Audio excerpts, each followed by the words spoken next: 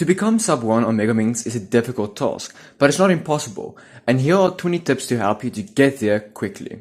Tip 1. Learn 2-look OLL. There are a total of 19 OLLs for 2-look and they are much easier to learn than 2-look PLL.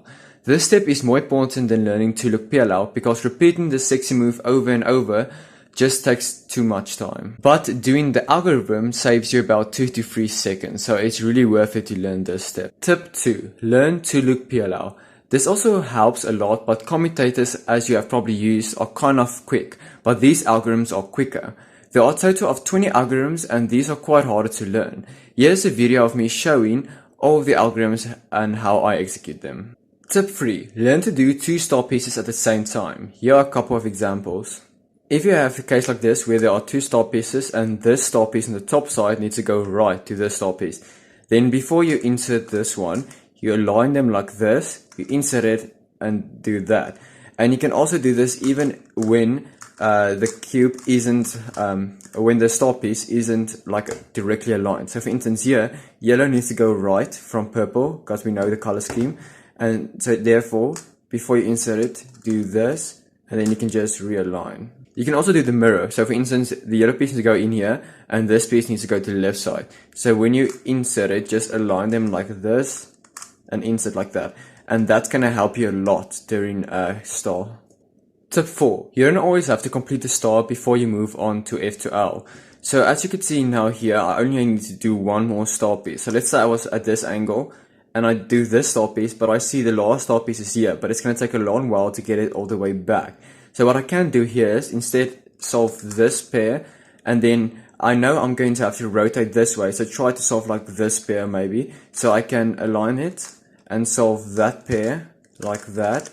And now while I rotate to do the next pair, I can easily insert the star piece. So while you solve the F2L cases and you have to rotate to solve the next ones, you can get to the star piece. So something like that is also useful. You don't always have to solve all 5 star pieces at once. Tip 5. Try to do at least 4 star pieces on average. When you progress further than sub-1, you definitely have to memorize all 5 star pieces and where they are to solve them. Tip 6. Memorize the F2L color pattern. This is very handy when doing the star because if you know where each piece should go, then you won't have any pauses. For instance, I know that yellow is 2 to the left of red and blue is 1 to the right of yellow. So therefore I know I can insert red here and blue there and then just realign them. This will come naturally over time, but you can always try to actively memorize them. Tip 7. Remember where most of the F2L corners and edges are while you're solving a pair. So for instance, here I'm going to solve this pair, but while I'm solving this pair, I'm actively looking for other pairs. So I remember here is purple and green, and here is yellow and blue. So I'm solving this one, and when I'm solving this one, I remember yellow and blue was here. So therefore, I can bring it here and then solve it here because I now remember that blue, white, and yellow was here. And again, here is white, purple, and green. I remember green and purple is here. So I quickly look over and I see it's over there. So I can just solve it like that. Tip 8. If you have a solved corner or edge, then remember where it is. This is very important because sometimes you might think that you are done with F2L, but you still need to solve a corner or edge. Avoiding this step will cause plenty of mistakes. So for instance, I might think I'm done with F2L and move on with the second part where I can solve this and continue, and somehow I didn't see this because it looked like it was solved from this angle. So therefore remember, always remember if you have a solved corner edge, because now I can solve the cube and then later on when I've solved every part, I see that this part is missing and therefore your entire solve was ruined. Tip 9. Solve pairs in the back. This is a very handy tip and there are only 4 cases that you actually have to know. So let's go through all 4 of them. The first 2 cases are when you have to insert it at the back right. Remember, back right. And the 2 different cases are either the pair can face towards you from here or it can face towards the left.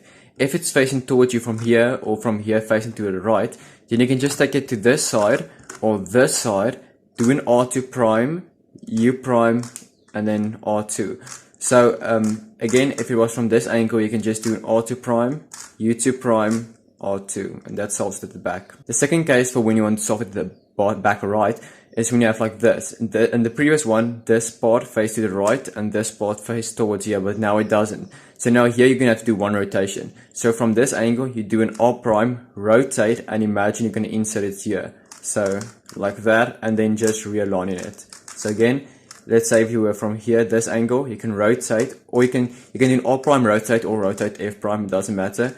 Or U2 R prime F to insert that.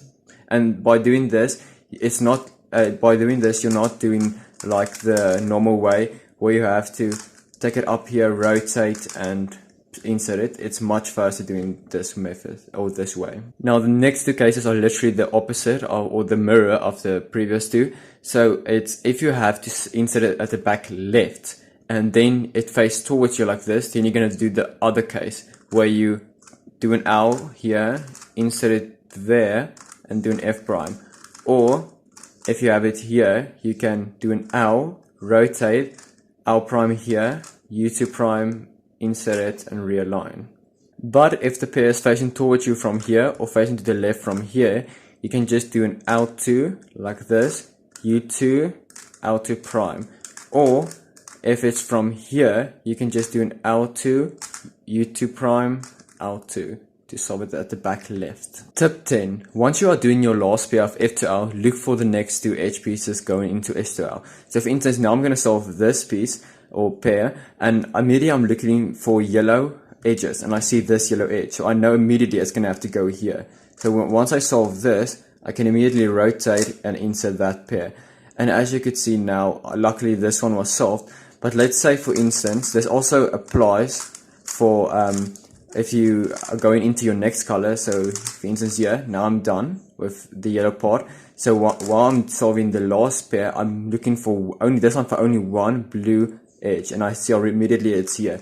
So once I solve this, I can immediately go into blue. So always look for that to make your solves as fluent as possible. Tip 11.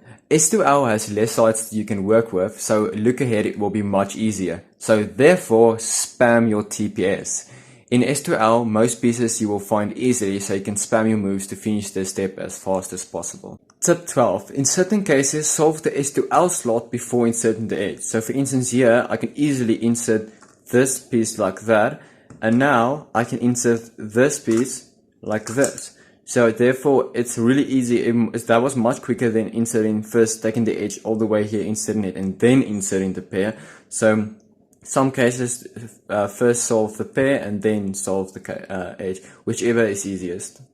Tip 13. Try to sometimes solve both star pieces during S2L.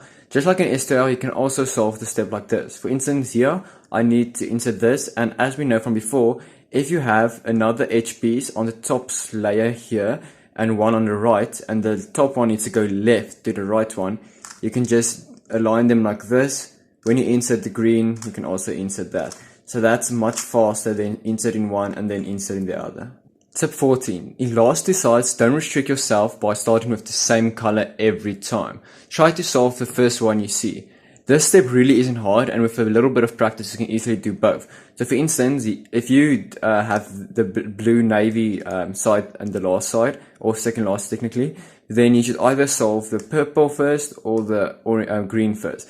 So here I see green first, so obviously green will be better. So when I solve green, then I can go straight into solving the rest. And if you were to see the purple one instead of the green one, then you should have solved the purple first and then go from there on. And that is really important. Tip 15. Do sledges to avoid this edge orientation case. So if I were to have this pair like this, and this edge piece isn't here, it doesn't work if the edge piece is here, but if the oriented edge piece is not here, anywhere here, then you can just do a sledge to avoid that case, because as you know, this edge orientation case has a really long algorithm to solve, and the other two really don't. So always do sledges to avoid that. Sometimes you can't, but most of the times you can. Tip 16. Look for edge pieces while you're busy solving your OLL case so that you can quickly align them and see where to go from there. So for instance, this will come with time, but you can also try to learn it. For instance, when I do the soon case, this case, I know that this piece will end up right back here. So I know this will be white. So right after I do my soon case, I'll immediately do a U to see where to go from there. So here I do the soon case, and immediately I do a U to see. Luckily they were solved, but in most cases you're going to quickly just do a U or U prime to see where to go from there. So for instance, this is the anti-soon case, and I know that with same with the soon anti-soon case, this piece will stay the same. So when I do it, I'm just going to leave it like that and immediately look for where they should go. So I do it and immediately I see this one is solved, so immediately I can go into the algorithm. So that's going to be very handy so that your solve can be more fluent. Tip 17. Do a ton of slow solves. This is one of the most important steps because so many people avoid it, yet it helps a ton. Go sit in a comfy place, take your Megaminx out and solve the cube as slow as you want. Think about every move you do while you are slow solving, and please do not time yourself. Tip 18. Do your scrambles fully. I know it can be boring for beginners to scramble the cube, but the more you practice, the faster the scrambling becomes. With certain cubes like 6x6 and 7x7, hand scrambles can still be kind of effective, but that is because those cubes only have 6 sides, while a Megaminx has 12. So therefore, a hand scramble is a million times easier than an actual scramble. Tip 19. Use Cstimer for subsets to practice. There are 2 main sessions to practice these subsets. First one is last slot plus last layer, and the second one is 2 generator RU. To access these subsets, you will have to open Cstimer and click on this box. Select Megaminx subsets and there you go. Now you can choose which one of the 2 you want to practice by clicking this box. Tip 20. All of my tutorials will have this tip in them because this is the most important tip. Practice. Cubing is just learning new skills and practicing them. You won't ever reach Sub-1 on Megaminx if you don't practice. Just make sure you practice good finger tricks, efficient solutions, and proper TPS. For instance, if you practice bad finger tricks, then you have a harder time learning the better ones. Thank you all so much for watching. I hope this video helped you to improve your Megaminx, and don't get discouraged, because Sub-1 is difficult but not as difficult as you might think. If you have any questions, feel free to ask them down in the comments. Like and subscribe, and peace.